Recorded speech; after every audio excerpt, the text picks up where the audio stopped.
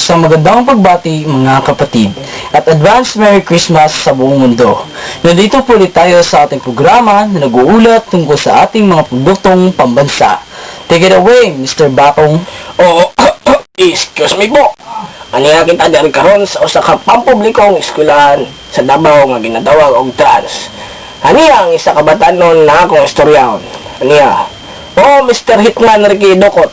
Unsa may maingon nimo? May tungod sa isyu nga kuno ang Dark Chocoballs mikaylap na sa tibuok kalibutan. Para sa kuha, ang Dark Chocoballs, mahibin yun ka.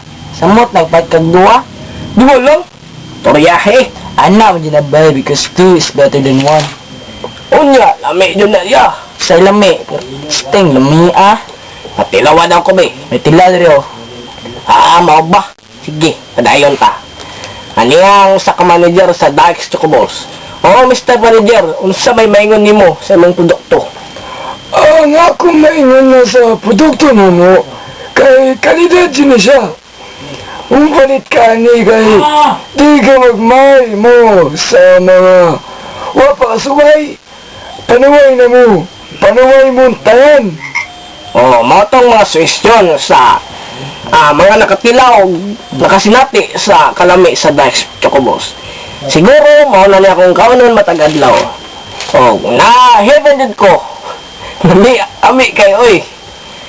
Oh, advance, maura to, advance Merry Christmas. Okay, back to you, DJ Axel. At ngayon, saksihan natin ang pagsikat ng isang produkto na nangalang Dark Chocoballs na ginawa ng Darks Company. Maraming salamat kapamilya at sa ulitin, maraming salamat.